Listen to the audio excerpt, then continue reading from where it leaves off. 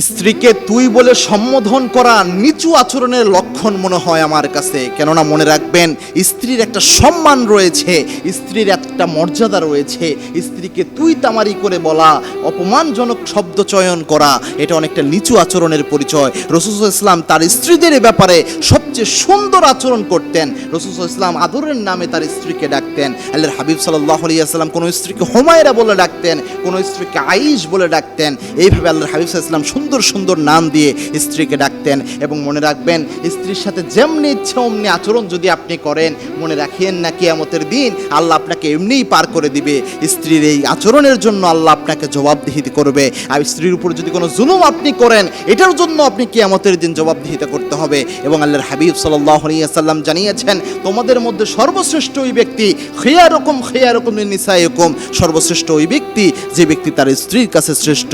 আর তোমাদের মধ্যে সর্বশ্রেষ্ঠ নারী ওই নারী যে নারী তার স্বামীর কাছে শ্রেষ্ঠ।